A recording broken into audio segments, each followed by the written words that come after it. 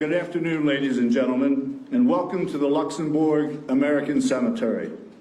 The American Battle Monuments Commission is proud to co-host with our embassy and the government and Grand Duke of Luxembourg this very special commemoration of the 75th Battle of the Bulge. This afternoon's ceremony culminates a four-day international commemoration of the largest land battle fought in the West by the Allied forces in World War II. It is indeed an honor to be with you today and to extend a very warm welcome to His Royal Highness, the Grand Duke of Luxembourg, and to our many other distinguished government and military leaders, and of course to the citizens of Luxembourg, whose visits to our cemetery throughout the year ensure that the service and the sacrifice honored here is not forgotten. America thanks you. And a particular warm welcome, folks, to the veterans of the Bulge. I believe we have about 15 with us today. Their courage, their perseverance under relentless attack in bitter winter conditions we can only imagine. They, however, vividly recall the horrors of that battle. Please give them a hand.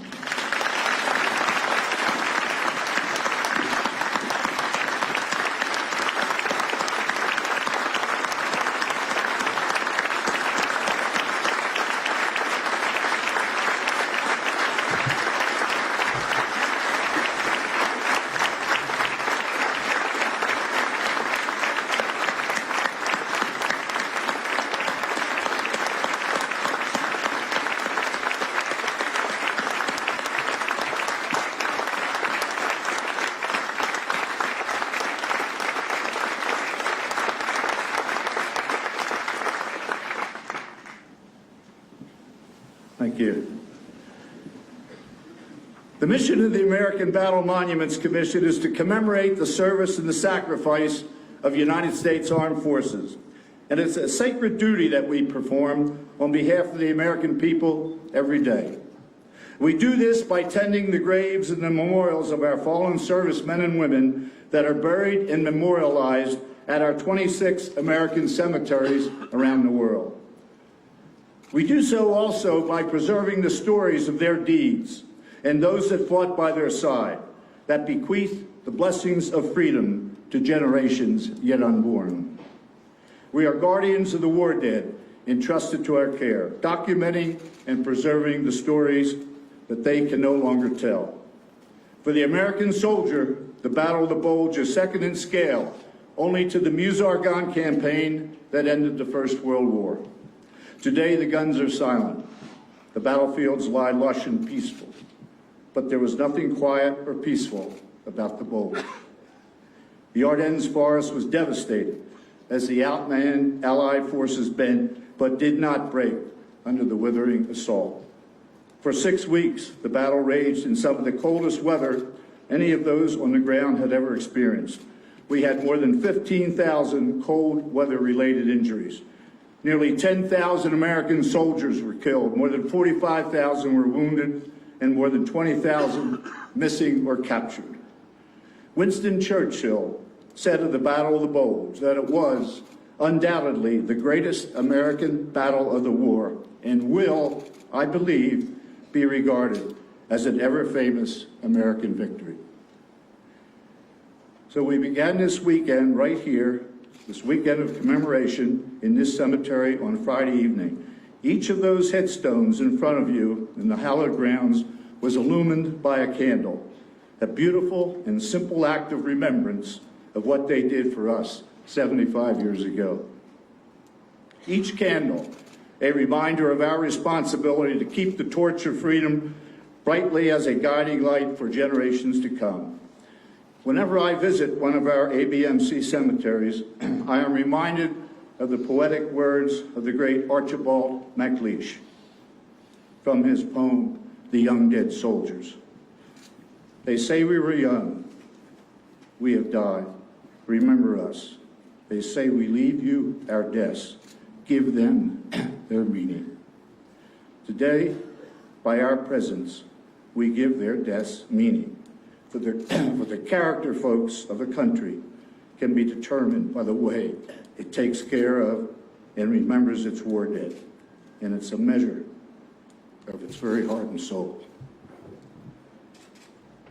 So thank you, thank you again for joining us today as we fulfill the promise made by our first chairman, General of the Army's John J. Pershing, that time will not dim the glory of their deeds. Thank you.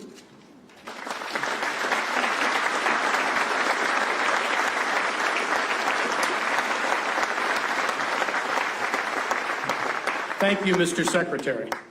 Ladies and gentlemen, His Excellency J. Randolph Evans, United States Ambassador to the Grand Duchy of Luxembourg.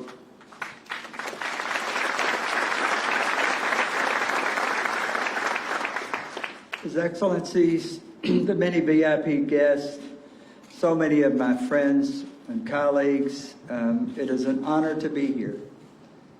But I pose a question for you.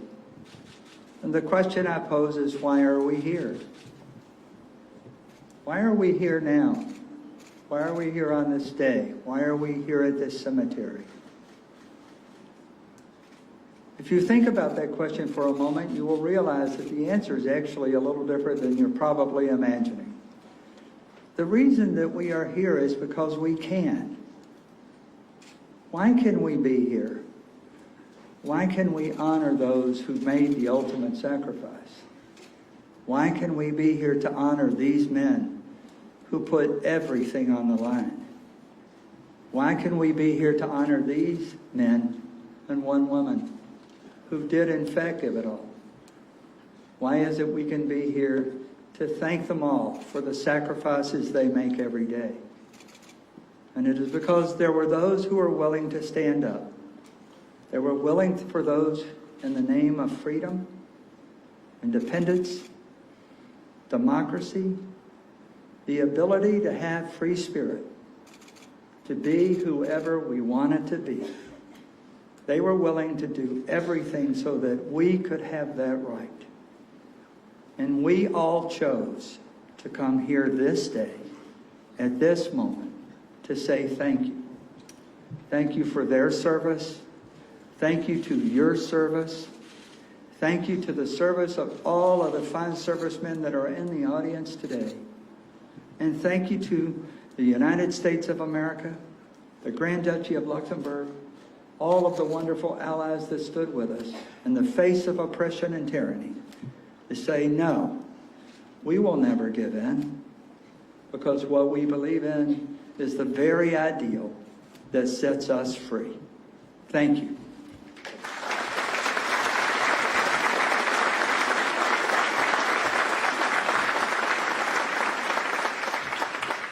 Thank you, Mr. Ambassador. Ladies and gentlemen, His Excellency, Mr. Xavier Bettel, Prime Minister of the Grand Duchy of Luxembourg.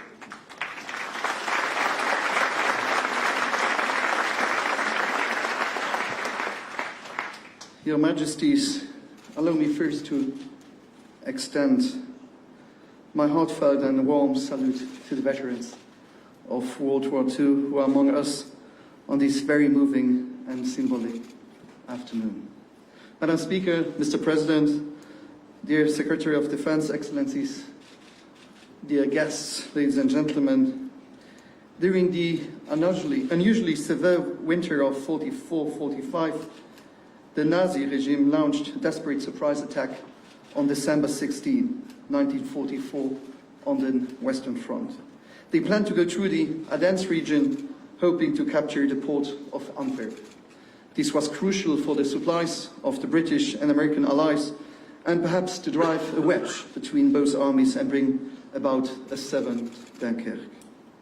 When in late 45, the last German forces had been driven back, again beyond the front line of December 16, 44,000 of military and civilian victims were to be mourned. More than one-third of the Grand Duchy of Luxembourg and much of eastern Belgium lay devastated.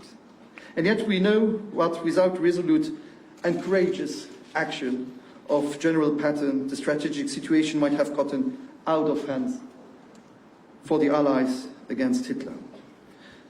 Just 1 year after the Battle of the Bulge, the daring, fearing nothing general was severely injured in a car crash in Germany. He passed away on the 21st of December 45, and according to his wish, was buried here in Luxembourg earth. It is highly symbolic that General Patton should have been laid to eternal rest amongst his soldiers in this very cemetery of Ham. Here are aligned the crosses and stars of David, marking the graves of 5,076 brave American soldiers belonging mostly to Patton's 3rd Army or to the valiant 28th Infantry Division. And I have to tell you, this afternoon during my lunch, I was lucky to sit next to a veteran, sitting next to Mr. Georges Merz. And I spoke to him about his experience, how it was. And he told me that he left American States the day of his 19th anniversary, leaving his country. He was one of the few veterans I met who knew before where was Luxembourg. But believe me, from these thousands of young guys and women who died, a lot of them didn't even know where my country was. And they came to fight for us. They came to fight for values, as we spoke yesterday, for democracy, for peace. And we should never forget also, when we speak about soldiers, then behind the soldiers you have parents. I spoke before to a young American soldier at the entrance, and he explained me all the medals he had. And he said this was Iraq, this was Afghanistan. And I asked him if he had children. He said yes. I said, for you it's a difficult job, but for them it's a difficult time to wait for you to come back home. For your wife, for your children, for your parents, for your sister and your brothers. And all these guys and young ladies had no chance to have a long life because they did what they did for us. And you have to know that in Luxembourg, we just celebrated also the 100th anniversary of the accession on the throne of Duchess Charlotte, your grandmother. In late April of this year, we mourned the death at age of 98 of your father, Jean, who succeeded her on the throne in 64 and was Grand Duke until the year 2000. For many of us, you have to know that Duchess Charlotte and Prince Jean-Louis, Grand Duke Jean at that time, but Prince Jean at that time, and we saw it also during the film when we celebrate the 100th anniversary, an image, a picture of the Grand Duchess Charlotte was a fact, a sign of to believe in freedom and to believe also in peace. And they had to leave Luxembourg to go to Great Britain, Canada and United States. And you have to know that it was US President Franklin Delano Roosevelt who promised Grand Duchess Charlotte during a visit she paid him in the White House in 1942, "I will bring you back home, my child." The first personal ties between the Grand Ducal family and President Roosevelt date from the summer days of the outbreak of World War II in early September 1939, when Poland was attacked by Nazi regime. Prince Felix, the husband of Grand Duchess Charlotte, and the 18-year-old Prince Jean had lunch with President Roosevelt. And this was the first inaugurated, later important personal relations between both. I really would like also to say thank you to you, President Gauck. It's a symbol to sit here together today. And when we see what is happening around the world, we should never forget that peace is never granted. And the enemies of yesterday are the friends of today. And if it's NATO, if it's the European Union, this continent has never lived such a long peace period than we have today. But we should never forget, peace is never granted. And we should not accept people who want to promote part of our history from the darkest side we have lived on our continent. Thank you to you, veterans. If I'm able to stand here in front of you today, to speak freely, to have been elected freely, to live in a free country, in a democracy, it's because you did. For you it was, for some of you it was just a duty, a part of your job. For us, it was to gain our liberty. Thank you.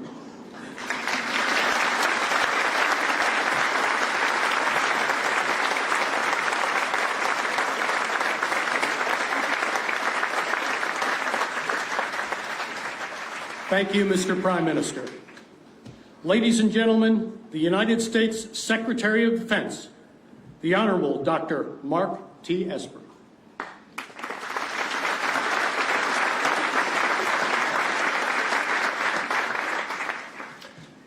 Good afternoon, distinguished guests, ladies and gentlemen. It is my honor to participate in today's ceremony to pay tribute to the 75th anniversary of the Battle of the Bulge. I would like to extend a very, very special welcome to our World War II veterans who are here with us. Thank you, men. Thank you very much.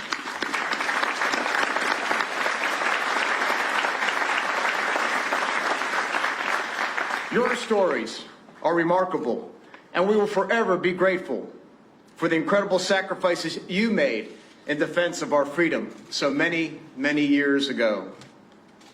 Today, we are gathered at the American Cemetery in Luxembourg to honor the 5,076 Americans buried here who laid down their lives in the gallant stand against tyranny that would ultimately liberate Europe from Nazi control.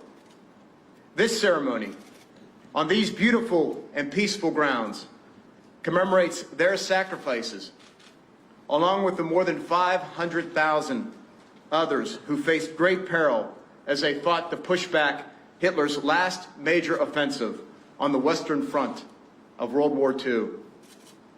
On December 16th, 1944, the nation of Luxembourg became the front lines in the years-long struggle of freedom versus tyranny. Facing frigid temperatures, low on supplies, and without the advantage of air support, the Allies initially gave way to the surprise Nazi offensive. But despite the early setbacks and the bulge that developed in the battle lines, the Americans counterattacked with the fortitude and determination that has defined our soldiers since the founding of our great republic. Decisive in this effort to repel the offensive was the courage and determination of the United States Third Army. From their initial position in France, over 100 miles away, they rushed northward to the Ardennes to reinforce their beleaguered comrades who were bravely holding the line. Their commander, the legendary Lieutenant General George S. Patton, sensed the magnitude of the situation and wrote in a letter to his wife, quote, "This is my biggest battle." He was right. The United States lost over 19,000 men in that fight, more than any other battle of World War II. By the time the Battle of the Bulge was over in January of 1945, the Allies had retaken all of the territory lost to the Nazis and were headed toward Berlin.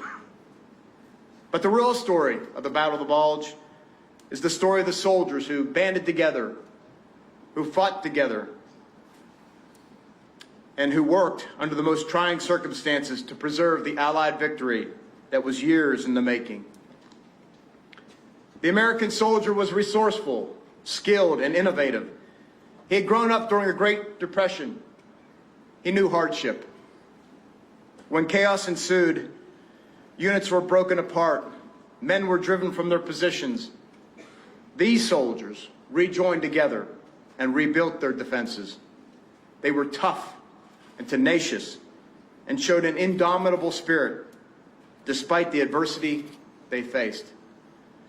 As many around them lay dead and wounded or freezing from the bitter cold, refusing to let the bulge break, they continued to fight, refusing also to let Hitler's final push breathe life. For a moment in history, the fate of the free world rested on their shoulders, rested on your shoulders. Today, 75 years later, we remember these great men. They sailed across an ocean to fight a war far from home, to defend others they knew little of. They left behind loved ones, unsure if they would ever see them again, but sure in their cause. And they faced an enemy who was determined to change our way of life by stealing our liberty and stealing our freedom. But together, they fought with honor and distinction, with undaunted courage, with great skill, and with an unmatched determination that all but assured victory. We must never forget these brave warriors who won that historic battle. Many of these men have perished amid the thundering and splintering forests of the Ardennes. And since the battlefield fell silent long ago, most of the veterans of that era have passed. However, we are blessed to have here today a group of heroes who still walk among us, legends in our time. These men represent America's greatest generation. These men are the soldiers who stood ground amidst the cracks of rifle fire, the whistling of incoming artillery, and the rumbling of oncoming tanks. These men are the heroes who refused to let tyranny and oppression triumph over freedom and liberty. These men saved us all. Buried in this most solemn ground are many of their comrades, those who never made it home. And overlooking the cemetery, between the two flagpoles, stands a lone cross, one that marks the grave of the man who commanded many of them, General Patton. Shortly after the Battle of the Bulge, Patton wrote in his journal, reflecting on the significance of the victory and the incredible bravery demonstrated by the American soldiers who took part in it. As he considered all that had been sacrificed to achieve victory, he expressed a sincere desire for his troops, who endured the extreme rigors of the battle, his men, to be given the foremost credit for their victory. That is, of course, precisely why we are here, to ensure we never forget their service to the nation, to properly recognize their commitment to our freedom, and honor the sacrifices they made so that we may live in peace. Together, this is the legacy that we celebrate today. May God bless our service members. May God bless our veterans. And may God bless our greatest of generations. And may God bless the United States of America. Thank you.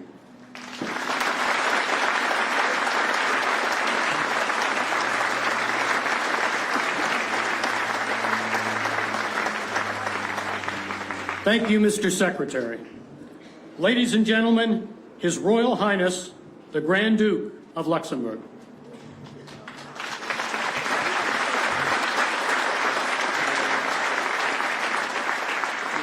Your Majesties, Mr. President of the Republic of Poland, Madam Speaker, Mr. Secretary of Defense, dear Mr. Gauck, dear veterans, Excellencies, ladies and gentlemen. It is with deep emotion that I address you today as we are gathered here to commemorate the 75th anniversary of one of the greatest military battles of the Second World War. As exceptional as the presence of the veterans is, as prestigious as our distinguished guests are, it is the solemnity of this cemetery that affects us most. We are humbled by this place of contemplation, silence, remembrance, and prayer.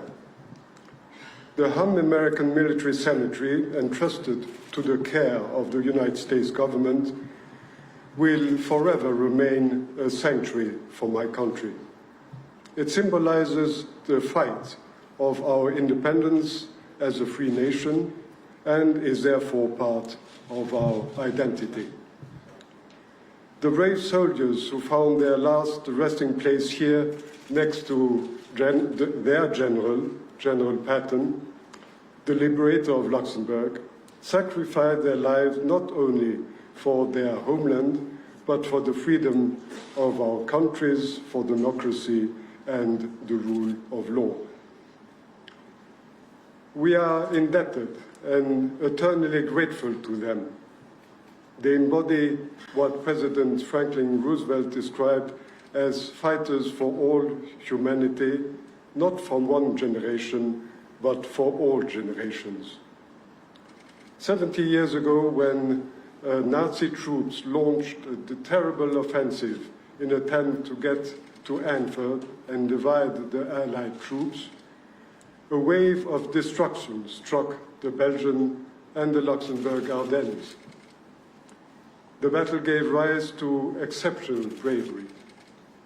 The heroic resistance of the 28th American Infantry Division in Luxembourg, which decisively delayed the advance of the enemy during the first few days, the endurance and grit of the soldiers under extreme weather conditions, the leadership of General Patton, who with his Third Army saved Bastogne, thanks to his previous knowledge of the terrain from World War I. What a terrible price was paid by all. Tens of thousands of casualties were contained on both the Allied and the German side. More than 600 civilians died in Luxembourg territory, and more than 50% of our villages and towns were destroyed. The human and material damage was enormous. The Battle of the Bulge was a decisive moment before the total collapse of the Nazi regime. It was the greatest American battle of the Second World War, as Winston Churchill called it. But it remains the first and foremost a tragedy. To you, dear veterans, who have made a long journey to be here today, I would like to express, on behalf of the people of Luxembourg, my greatest respect, my sincere admiration, and my deep gratitude. In the course of your life, you will certainly have experienced many happy and less happy events, but the memory of those months spent with your comrades, definitely defending ultimately a certain idea of humanity, will stay with you forever. You mourn your brothers in arms as you think back to those terrific moments.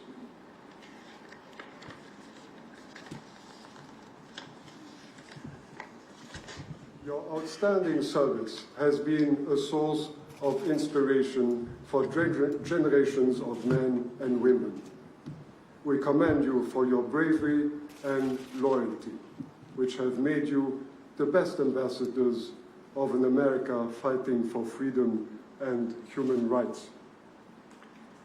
Today, it is up to us to make sure that those who have given their lives for a higher cause will never be forgotten. It is up to our generation, who have enjoyed freedom and peace, to pass on the torch of remembrance to the next generation. It is our responsibility not to fail in this duty. If so many countries are represented today, it is also to celebrate a story of reconciliation. In addition to the decisive role of the United States of America, we salute the allied countries in this conflict: the United Kingdom, France, Poland, Canada, the Netherlands, and Belgium. We spare a special thought for the great sacrifices made by the Russian people. But above all, we are deeply moved that Germany, the enemy of yesterday, has become the close friend of today. Are human beings capable of learning from their mistakes? I would say yes, under certain circumstances. If we are able to keep the memory alive and find it in our hearts to forgive. I believe this is what the cemetery in Ham invites us to do, and what makes this place so unique. Thank you very much.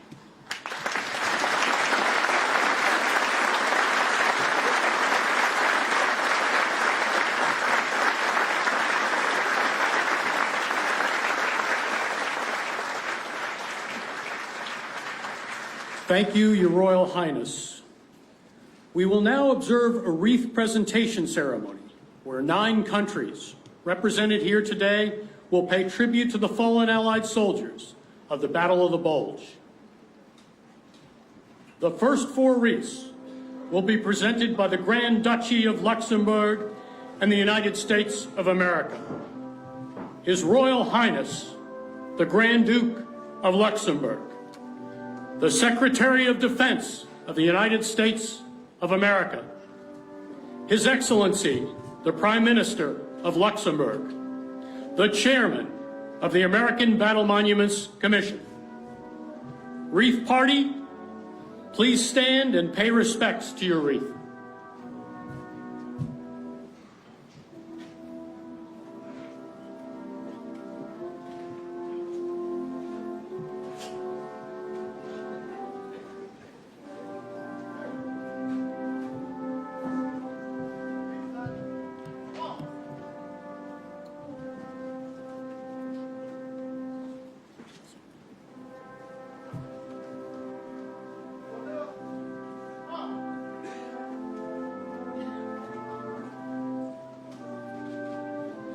Wreath Party, thank you. You may now return to your seats.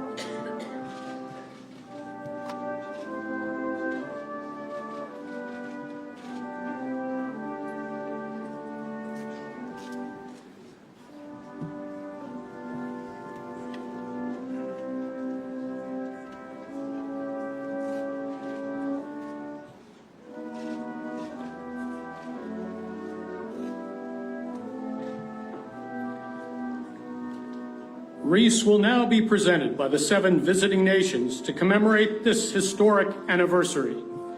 His Majesty, the King of the Belgians, His Excellency, the President of the Republic of Poland, His Excellency, the former President of the Republic of Germany, the Minister of State of the Kingdom of the Netherlands, the Secretary of the Armies of the Republic of France, His Excellency, the Ambassador of Canada to Luxembourg, the Vice Chief of Defense Staff of the United Kingdom.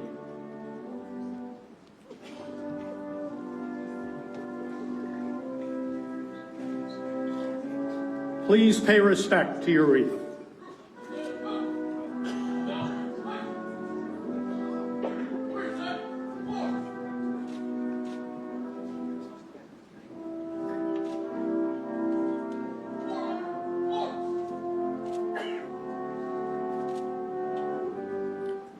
Thank you. Please return to your seats.